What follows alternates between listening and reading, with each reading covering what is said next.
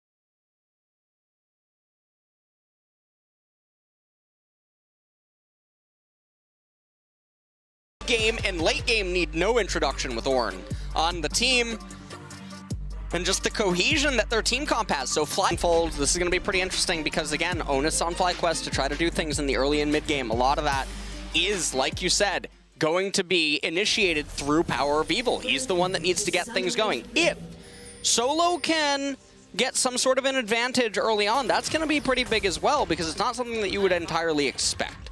No, and that's part of the worry here. We'll see whether he can do his best zoom or Longshing impression on this Renekton to just utterly dominate this Ornn, because you really need to put him down and put him down extraordinarily early if you are Renekton in this matchup. Otherwise, it just gets more and more dicey as the time goes on. Electrocute taken here by PowerOfEvil. He was listening. He knows he just needs that all of the oomph that he can possibly get, so that his gameplay button, his R button, is going to work.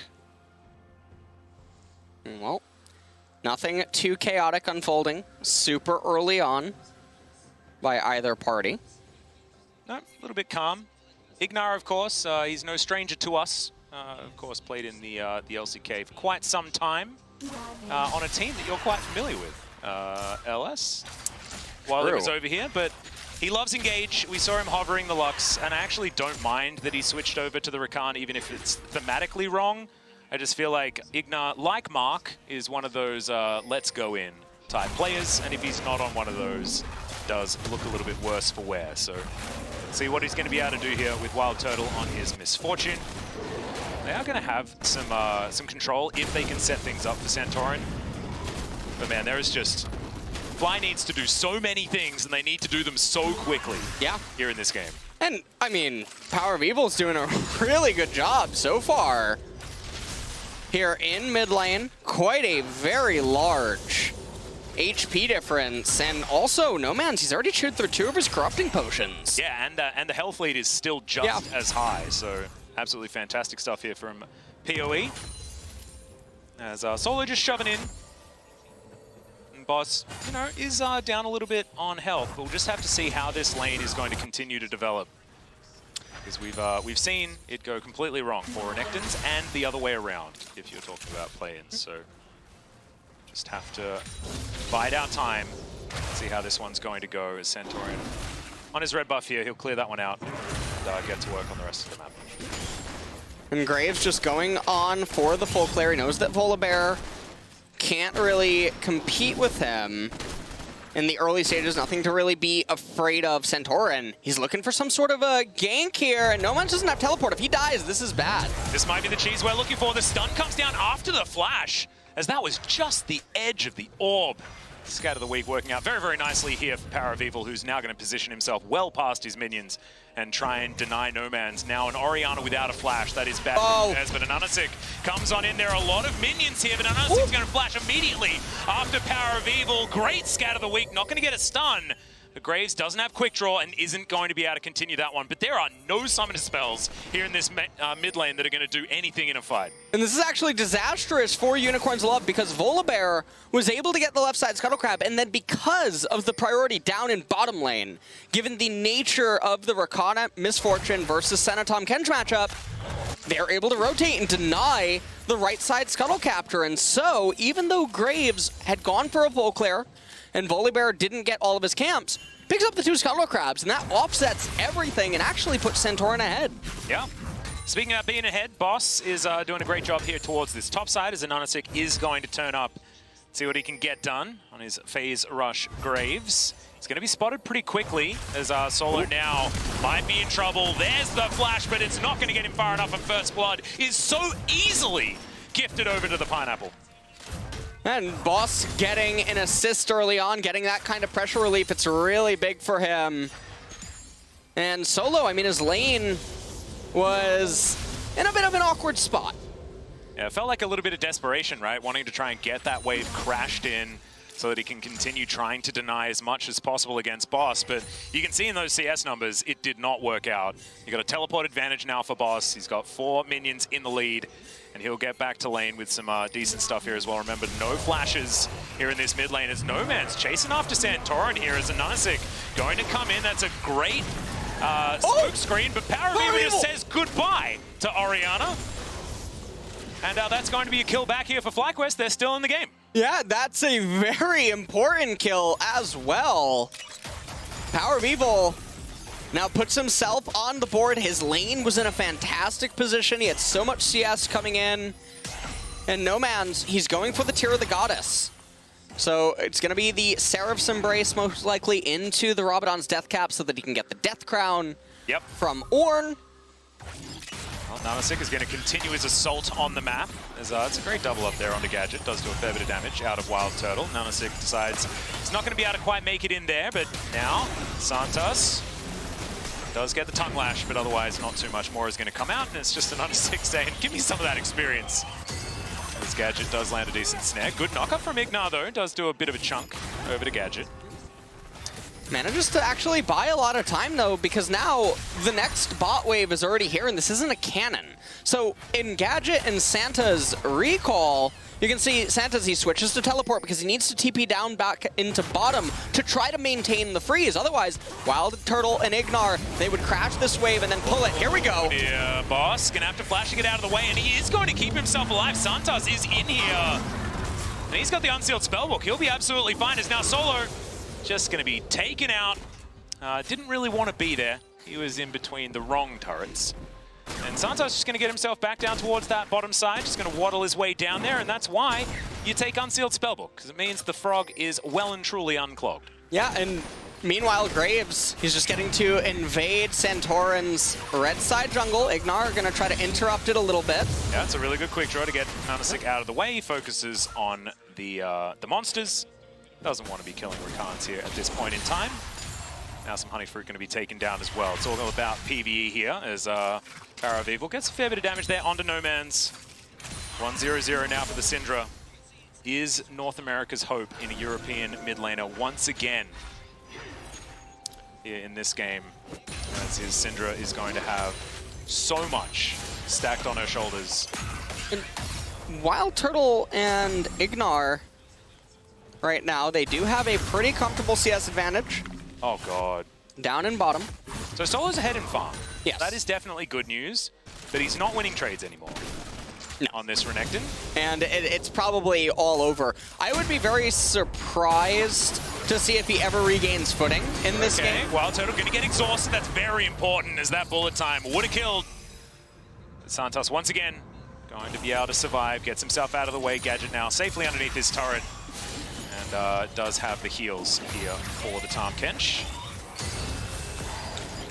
And Gadget just trying to get as much farm as he possibly can down here in bottom. Doesn't quite have his Tear of the Goddess yet. All right. Nomanz. Yeah, gets electrocuted. Does a fair bit more, as we mostly see the phase rush, so you're not going to have those little electrocute procs coming out. Does mean that PowerOfEvil might be able to surprise with some of these kills, the amount of burst damage that will be able to come out. His Lost Chapter is now completed. See where he's going to go next. That Luden's probably in the cards. And so right now, even though the gold is pretty much completely even all across the board, this is a bit worrisome for FlyQuest because it just means that everything is going to keep gravitating towards a stable mid-game. And if that happens, very beneficial for Unicorns of Love. No dragons taken for either team yet, which means that if we do have a soul, it's going to happen very late into the game, which means ornaments are going to be online by that time. Nomanz, he might get completely trouble. The quickness comes down. There's the grand entrance. PowerOfEvil says goodbye to the Orianna.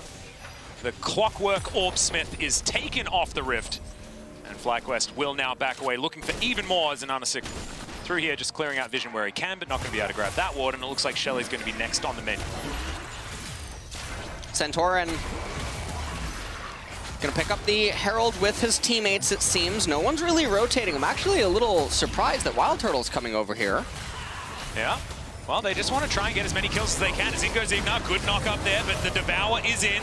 Santos might have actually stepped a little bit too far forward, though, as there's the Ornn. Gets a decent knock up there, but only onto Solo, as Santos has made it completely out, and AHaHaCiK gets it with the collateral damage. Goodbye, Bear.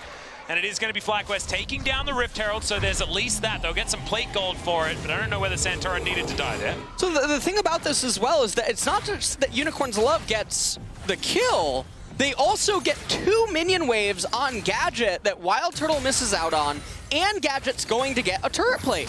One of these minion waves is a cannon. This is an enormous amount of experience and gold that is just lost out on. So even though they get the Rift Herald, they get the 100 gold there, it's going to convert into some turret plates. It's not just a 1-for-1 or a 1-for-0-0 trade. Unicorns of Love actually make out better. Well, IgNar looking to try and even it out there as Nomanz chunked to about half. No grand entrance targets there with Santos turning up. Orb on the floor, but IgNar is just going to wander around it, good sidestepping. Stun onto Nomanz, and damn, PowerOfEvil does a fair bit of damage, guys. Yeah. This is only a lost chapter, PS. He's going to be very scary after his next back, which is probably due pretty soon. I do want to check in on some items here as WildTurtle. He's had a bit of a different idea. Spoke to Boris a little bit here, and they didn't really come to terms with one another, as he's going to be going back to the lethality. And this is something that used to be the absolute build that you'd go for, is I'll have to hold that thought as Abyssal Voyage comes in, and AHaHaCiK gets the smoke screen down. Slowed is WildTurtle, but he's got a W, as he's trying to prestige his way out of here. And whilst looking good, he's also going to stay alive. As Shelly turns up to the mid lane, and FlyQuest know that it's about PowerOfEvil and getting him ahead. Yeah. They will funnel this gold into him. Syndra is the only champion that can save them in the later stages. The scariest thing, though, is that Ornn can reliably reach her without FlyQuest being able to have a say about it. And also, UOL just got a dragon, so right. the sole win condition is looking very grim for FlyQuest. Even further delayed. The other thing about Ornn is the ability to interrupt the bullet time from a distance is another pretty big factor that's going on there. PowerOfEvil now, he does recall, he picks up the Luden's Echo, also gets the Sork Pen boots, so he's going to be hitting pretty hard. Yeah, that's actually a huge power spike here for PowerOfEvil. So 12 minutes in, this is where the Syndra's going to start getting work done. But speaking of work, I mean, Boss is absolutely that right now. Grabbing himself turret plates, just demolishing these towers. And a minute and a half left on those turret plates as well, so he has a chance to grab even more up there. Still, he's down by 12 CS, so we still have to mention that as collateral damage. Just try and clear out the minion wave. PowerOfEvil does still have his R button, and there are some spheres on the ground. And they're trying to just defend that last turret plate and the first blood turret from just solo going over to Syndra. Yeah. That is why he ults the wave and just tries to guarantee that it is still standing. Meanwhile, though, Solo, even though he's died twice, one of which in very unfortunate circumstances, the call is almost complete, so that's going to help offset things, and his CS has been doing... His CSing's been really good. He might die again, though. Yeah, the Slice the Dice does not have Flash, as AHaHaCiK would have probably liked to have a collateral damage, but after that minion wave, not going to have it available to him. The Santorin's going to turn up. Sky Strike just to try and do some minion damage, but Solo, he can't follow up to anything. As FlyQuest lose yet another one as... Oh no, they predicted the charge! Oh, sorry, the Slice. Oh, that's just... Yeah, hate to see it. As AHaHaCiK will grab yet another plate, most likely. No, not going to be able to get there. We've got about 20 seconds. Is that another ult for the minion wave? Another ult! God. Syndra is... She's not happy. I wonder if the turret can just be autoed.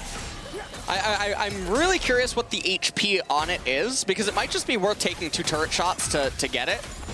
Yeah, I mean, there's only 3 seconds left. Oh, it looks like... I don't think he's going to be able to get it. We didn't... No! He wasn't able to grab it. And that's actually a pretty important defense by Unicorns of Love. That's a denial of 200 gold. You'll take that any day of the week. And, oh, Boris is seething. I see the Serrated Dirk in Graves' inventory. Hopefully, that's going to be the Yumu's Wraithblade. Yeah. That ends up getting upgraded by Graves. If anyone's going to build Black Cleaver this game, it should be the Senna. And she's already most of the way there. Already going that way, so she'll get the Obsidian Cleaver later on in the game. So I really like the itemization coming out by Unicorns of Love here. Yeah, I think Sheepy and Boris, they've got some deals. So Boris doesn't sell UOL the bad stuff. Boris can't corrupt the Unicorns of Love. It's just not how it's going to go. That's how it is, Atlas. Well, Boss up here towards the top side, demonstrating that Ornn does indeed do very, very well into Renekton yet again. Finally has a CS advantage for himself as well, as AHaHaCiK going to turn up and try and defend. But Boss is just going to be diving turrets and putting crocodiles in the sky. This is not great for Solo. He's going to be forced to reset. Oh, no. Oh, no. Oh, but MF? Yeah, okay. Let's see what WildTurtle can get done. Collateral damage avoided completely. And bullet time, okay. Well, you may as well press the button if you've got it available. But it is not required, as Boss going to have to try and get out of there. Sky Strike coming on in. Santorin gets on around. I don't think they're going to be able to dive him, though. As now even IgNar is here. Boss keeps moving. It might be an opportunity for IgNar to get through. There's the stun. Is IgNar going to be able to get the knock-up? Do they have any damage? Is the question. It looks like they may, as the Ignite was ticking down. It's not going to be enough to flash forward. IgNar is also going to fall, though, as that's going to be the electrocute blow. I think picking up the kill onto Nomanz. That's why you take the keystone, ladies and gentlemen. As now WildTurtle is going to take down this outer turret, and they're like, Solo, it's fine. We will win this game for you. And this game is, it's going back and forth. PowerOfEvil is keeping them really in this game right now. And also the big shutdown, it helps propel Renekton back to a point where he's somewhat stable. Yeah. He almost has his call complete. He's 3 CS away from it. Just dinged it right now. Black Cleaver is going to be the next item of choice for him. And so, given that Misfortune picks up a little bit of lethality, Black Cleaver will have a little bit more value in amplifying WildTurtle's damage. Yep, also now going into the Essence Reaver, so it is going to be a crit build as the game goes on. There's now UOL lying in wait. I believe that was Gadget and AHaHaCiK there in that brush, as you can see now, as we toggle the vision back on again. Nomanz caught out of position once again. And the Oriannas here at Worlds have actually been doing very, very well. But this is a 0-3, and we know that Orianna that doesn't get any gold at all is super duper useless. No. As, okay, goodbye, Mr. Crocodile. Yeah, not sure what that one was about. 30 seconds now in the Death Realm. They gotta be careful with the Rift Herald. They don't want it to charge onto the inhibitor. So they should just let it crash into the mid-tier 3 turret and then have that, call it a day. Yeah, well, actually Shirley gets a bit of a love tap onto the inhibitor turret as well. Doesn't want to be taking down any inhibitors at this particular point in time. My friend LS told me about that. Had something to do with freezing minion waves. I don't know, I didn't pay too much attention. As Boss just charging his way towards the bottom side of the map. Try and get things done. And so let's have a look at this again. Let's see whether it is... Oh, there it is. Thank you very much. Our axe replay there showing the power of electrocution. Well, it does seem like Unicorns of Love are just going to be trying to stabilize. They did pick up the Cloud Dragon. Infernal Soul is going to be the Drake this game, and that's a pretty big dragon for both of these parties. A little bit more so for Unicorns of Love because they're going to get the amp coming in from the ornaments, but also... if Orianna gets extra AP, it actually converts to EHP, given that she shields her teammates and whatnot. Yep. Senna as well, things of that nature. Gonna be pretty good. FlyQuest, they're up right now just under 2,000 gold, but Unicorns of Love are the ones that are still in the lead, but PowerOfEvil has the chance to change that. We're looking for the fight. There's the Devour already on cooldown. Santos is probably going to fall down, and he is, as WildTurtle grabs that one. The Shockwave does basically no damage, as now Nomanz forced to run away. WildTurtle get to work on the inhibitor turret, perhaps, as Solo trying to fight Boss yet again. Does get the Cull the Meek. You're down to 100 health, Mr. Crocodile. Don't go back in. Oh, he's looking for it, but he just gets fire breathed on him. I have no idea why he decided to go back for that one. That was definitely very aggressive, and I appreciate that part of it, but otherwise not too much, as now Boss definitely going to be dead as WildTurtle helps clear that one up. It's PowerOfEvil that somehow collects the kill. No idea how. FlyQuest will get to work on this turret, so it doesn't matter. Solo seems to just be dying over and over again, but FlyQuest are grabbing the things that they need to put themselves in a position to win. Yeah. Now they're up 3,500 gold, so a very big swing. Yeah. In the last minute and a half. Can we get a counter on ults used on minion waves this game, by the way? That would be pretty good. I think we're going to need one of those eventually. We'll put that together for the next time. Something like that, guys. There's been a lot of them. And it looks like Orianna, this is a very interesting thing. Nomanz seems like he is aware, I'm actually not going to make it to Death Cap without trolling. And so he's building Aether Wisp so that he can still have presence in the next dragon fight and in the mid to late game transition, because he's very starved right now. He has a very little amount of gold. We'll see what he can end up doing with it, but now it's a 4,000 gold lead for FlyQuest. This is about where they would need to be against this Unicorns of Love team composition, because once Ornn starts bestowing ornaments, that's a lot of unseen gold that is going to be given over. Oh no, did Boris get into the ear of an AHaHaCiK? He's got that ruby crystal, and I'm a bit nervous. Edge of Night. Edge of Night. Oh, okay, thank God. Okay. Yeah, edge of your seat, I understand, but... Oh, I don't know, man. Ugh, scary. Very scary stuff. However, if that is the case, that's going to be absolutely fine. PowerOfEvil just very, very close to his third item. And second item, Void Staff as well, showing the power of that one in the last couple of ults that he's thrown out. Just a slither left on this outer turret on the top side of the map that Solo is desperately trying to keep alive. As Nomanz looking to try and clockwork wind up that one to death, and is going to be able to do so. It's a bit of extra money into the back pockets of UOL. And this is a very strong timing for FlyQuest. They should be able to get this Infernal Dragon, and I say that because Boss, I'm not sure if he's going to be able to complete Infernal Mask and get it. Edge of Night was completed for the Graves. Boss, very, very close to dying there as the bullet time careens forward. That's going to be the inner turret taken down, but IgNar doesn't get any of the knockups. It's the ult defensively there from Santorin, who flashes out of the Dawning Shadow. Oh, PowerOfEvil, he gets exhausted and shut down by AHaHaCiK. Oh no, Solo slowed down so early there, but flashes on forward. The Devour denies the Renekton, and more fire being breathed forward. The flash on top of him by Boss. That's why I chose this name, I guess, ladies and gentlemen. Extraordinary stuff from the top laner of UOL. And FlyQuest, team fights are getting more and more difficult. And they did all of this over the 500 gold tier 2 turret down in bottom lane and then just trying to push around it. So now things are just looking really doomed because Unicorns of Love, they're going to pick up the Infernal Dragon, I assume. PowerOfEvil, he does have teleport and his death timer lines up.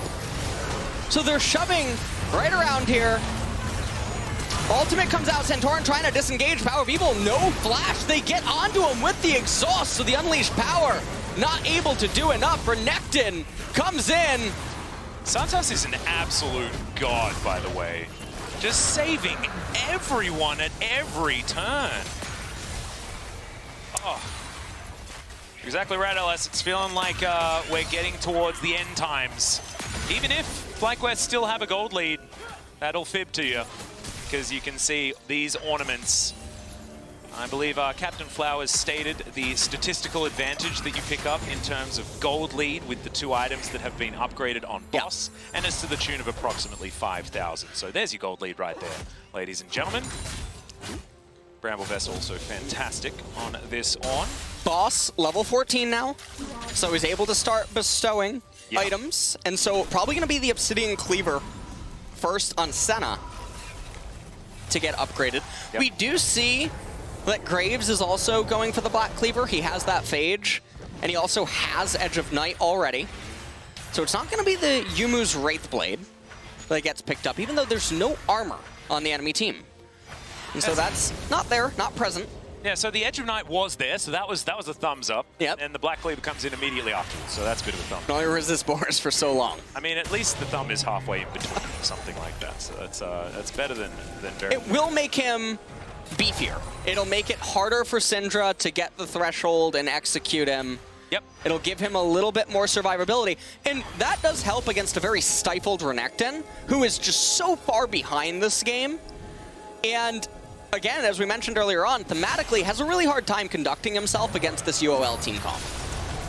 Well, Santorin taking a bit of damage here as the piercing darkness does take him down to about half, but he will make it out of there. The Volibear not going to be dying just yet. As Spellbinder comes in for Nomanz, I think I started talking about this before, but I'm going to have to stop talking about it yet again as PowerOfEvil going to have to flash to get on out of the way. There's the Shockwave to pick up the Syndra. He just wants to throw down an ultimate, and the Devourer is going to deny it entirely as IgNar dancing around but unable to actually lock anyone down. Now FlyQuest just back the heck out, and they're asking themselves, what the heck are we supposed to do here? 2,500 gold in the lead is FlyQuest, but as you can see, on the Rift right now, it just does not feel like they have any advantage. And the Baron is being started here. IgNar, he can do some fancy stuff here on the Rakan. Right now, UOL seem to just be ignoring him as Santorin does have ult available. No flash. As IgNar down to half. Over goes AHaHaCiK as the Ornn comes down. Not going to get the knockout. Oh, does find Santorin actually. As in goes Solo. Can he take down Nomanz? Remember, this Orianna is also very, very low, but he just gets kited. It's exactly late game Renekton, ladies and gentlemen. That's what he does. Unfortunately, unable to get too much done. And does stop the Baron, so I told a lie. Yeah. Did get that one done. But it's a little bit sad there, Solo not quite able to get enough damage down fast enough to take out Nomanz. And in 2 minutes, we're probably going to see the last stand that FlyQuest can make here. They need to win the fight. Death Cap is completed on Syndra, and so that'll be a pretty big item completion for PowerOfEvil here. But Boss, probably about to ding 15 soon. He still hasn't bestowed any of the items yet. Senna, oh, wow. 40 souls, 55% crit right now. It's getting scary. Or Gadget. The scaling really starting to come in. Yeah. Here for UOL. Sort of all at once, right? Because we are going to have those upgrades start coming out as well. There was a point that I was trying to make before, which was the fact that this Spellbinder is now on Nomanz. That involves a needlessly large rod. Yes. And that needlessly large rod could have been a death cap, which I think would have been better, even if you had to wait a little bit for it. Because UOL do have that luxury, right? They're on Soul Point, and they're not at any risk of losing the game anytime soon. So could have been a good idea. I think what he's feeling right now is that, yes, he could wait, but if he completes Spellbinder right now, he's going to get the most power and utility that he can for Infernal Soul, and they might just consider, if we get this, we win anyway. So that might be Nomanz's thought process right now. Boss, probably very close to Locket of the Iron Solari, and that is so much EHP that he's going to be able to give over to his teammates in the fight. It's actually probably just going to outright invalidate Renekton and Santorin on this Volibear. It's one of the first times I've seen Locket third item for Ornn. It's just a great day, isn't it? As, the sun's shining. It is. It is. Especially if you're a UOL fan. As they are skirting the area, looking for their opportunity to come forward. Wait for that Ornn to throw out that call, the Forge Guard. IgNar taking the front line, does have Battle Dance, of course, so can be very slippery in these fights. As FlyQuest, I think they've got one more chance to try and find a team fight that's actually going to work out for them. As the vision is going to get cleared here by UOL. Syndra needs to show up solo. You can see he's looking for the flank. Here we go. The Dominus has been popped. Oh, that's a great knock-up there from IgNar as they get in towards the backline. The Tahm Kench already taken down. Gadget destroyed. No, he's going to survive. Solo's taken out, but it is going to be Santorin that locks down the dragon. They deny the soul, and they win the fight in the end. It is 3 for 1. Only the Crocodile's dead, and FlyQuest, they're used to that this game. And you know what? I mean, it was a worthy sacrifice there. Absolutely. In order to make this whole situation unfold. Now they're going to be the ones that go over to the Baron. Death timer's way too long on Gadget. Santa's and Graves is not going to be able to get there as well. As he is dead, he does not have teleport, Alice. As Thank you very much for pointing that out. I'm glad that we just didn't plonk him down in the middle of the Baron pit just to try and make things a little bit more exciting. But it's going to be this Red Bull Baron power play that's going to show us so much about whether or not FlyQuest can get themselves a victory. Because this is going to have to spell something like 6,000 and a dead Nexus. Yes. Because they're still on a clock. Look at WildTurtle, untouched. Just so much damage with that bullet time. This is all a byproduct of them not having vision to the south and not knowing that Renekton was coming from the flank. If they had that angle and made it so that Solo couldn't get onto anyone and that Gadget and Nomanz couldn't be reached, they would have had a much easier time. Ornn would have had a completely free ultimate onto everyone as if it was a runway and a plane was about to take off, but they didn't get that. And so now the game is going to persist on. Very surprised by Nomanz. He picks up the Void Staff. So no ornaments going to be given over to him. Santa's on the Tahm Kench, not going to have any for himself either. Oh my god. That's a lot of Ornn damage. Yeah. We mentioned that Boss had been doing pretty well. That's a pretty decent demonstration of it, and despite Solo has died 8 times, still managed to put down 14k, so maybe we should be a little bit nicer to him. He's still at least able to get in there and cause a ruckus as Gadget. Bit of poke there onto IgNar. FlyQuest, you can see them pushing forward. They do have pressure in a couple of lanes. Santorin up here towards the top side, making sure his double siege minions stay okay. The bear croc combo. Sounds like a meal deal at a fast food restaurant.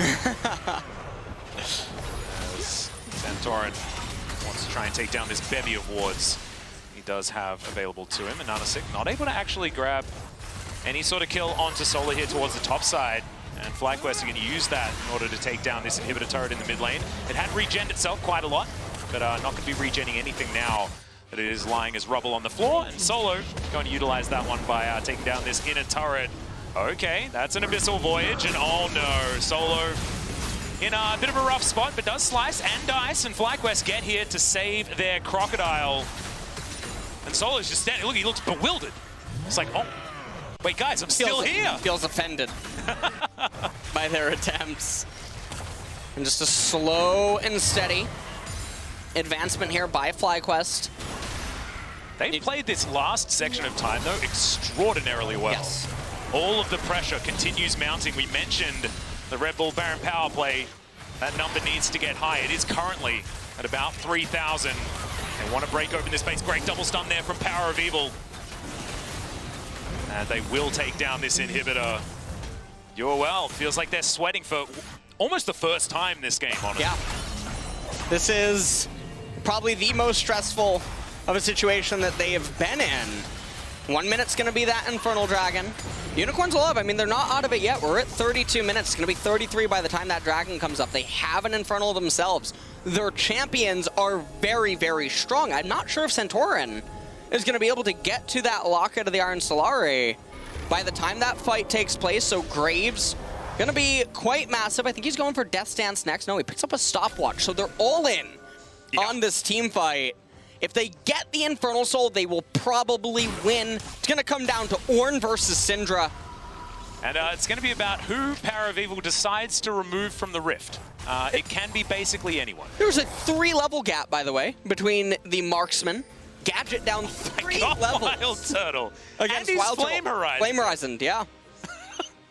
We've been too busy concentrating on the solo lanes that we missed the fact that WildTurtle has been killing a lot of minions. Like a lot of minions. As he's got an Edge of Night, actually turning that Serrated Dirk into something very valuable here for the Misfortune. It's going to be more difficult for Boss to be able to break through that one in time. Here we go. Push out the minion wave. PowerOfEvil, no shield anymore as Make It Rain comes down and AHaHaCiK out of position. They pile on top of him, but the Devour's there. Santos keeps him alive. WildTurtle in there, and Boss just soaks the entire bullet time. And FlyQuest unable to actually grab themselves a pick. Some abilities on some pretty long cooldowns. Yeah. As WildTurtle, oh my god, look at the stats. AHaHaCiK, Gadget in so much trouble, but the snares come down. Santorin is able to get in there, but the shutdown onto WildTurtle. He wanted to take matters into his own hands. PowerOfEvil is still alive. In goes Solo, as it is going to be PowerOfEvil grabbing the kill onto Gadget. Both teams without their marksman. And IgNar tries to get in, but the battle dance is going to be for naught as PowerOfEvil against the world. We thought it might be that, but he still had the ultimate. The spears are coming down. Boss is trying to get the hell out of there. This guy is the whole team. They're running away from just the Syndra. I do not know exactly what's going on here right now. Oh, that was so close. This is pretty insane. He's going to swing around. Yep. He's almost in the Chovy position, LS. You know exactly what I'm talking about. That's a great stun onto Santos. Oh, I mean, no matter who wins this game, Chovy's MVP. We knew that.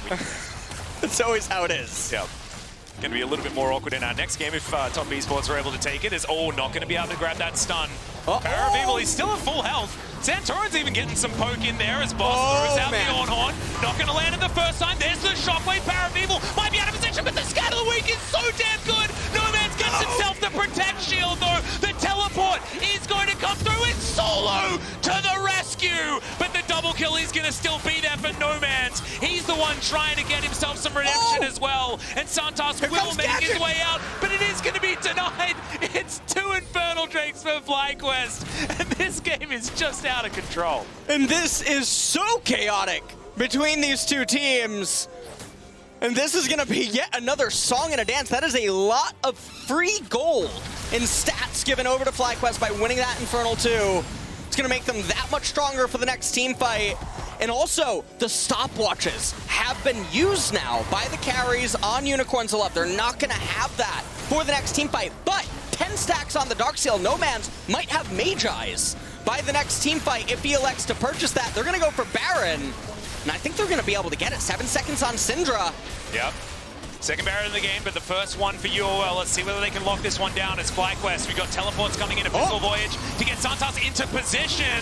And IgNar, he's going to go golden. There's the Dawning Shadow to try and deny the bullet time as the Baron is so incredibly low. Oh, the snipe from Nomanz! Santos is very low as well, and the Orianna has been taken out of this fight. Oh my god, the scan of the week. Santorin secures the Baron! And AHaHaCiK is going to be taken off the board, and FlyQuest, they are so close to an ace. Only the bottom lane exists for UOL. And I think they did it! Atlas, I think PowerOfEvil enough. Syndra's range against Senna, I'm pretty sure FlyQuest have just secured the first win for North America, and they keep their hopes alive in this group with a miracle comeback here. And against all odds as well. I mean, this composition wasn't supposed to be able to do this as Santos is trying to round up these minions, but it does not matter. The last remaining Nexus turret will fall down, and North America is still alive at Worlds. PowerOfEvil on the Syndra. We outlined it in the champ select. That would be the only champion that could really stand against everything with her long range. And honestly, in so many of the team fights, it was like Scarlet Witch versus Thanos on Ornn, as it was really a long battle.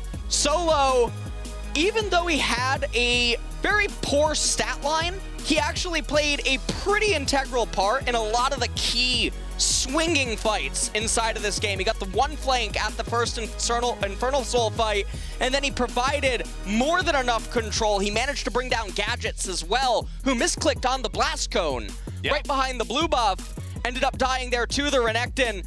Really close battle. I'm excited for when these two teams play again. Yeah, the second match is going to be very, very exciting. And I'm glad you bring up Solo, because he demonstrated exactly what the power is of not tilting. Yeah. Because there's a lot of people that can't go down that far and keep their head in the game. Solo was 100% still there. He did not care what his scoreline said. He just said, I have a stun on my W. I'm going to find a good person to put that on, and we're going to win the game. And that's exactly what happened. Oh my god.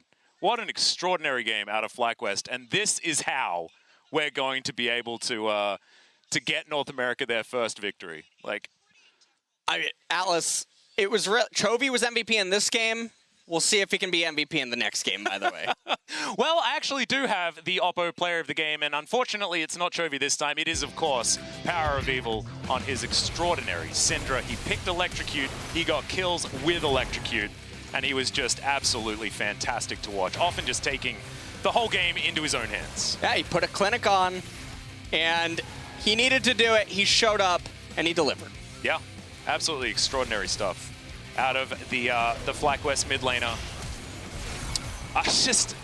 I don't know. We were talking about, you know, first pick Renektons, them not working out.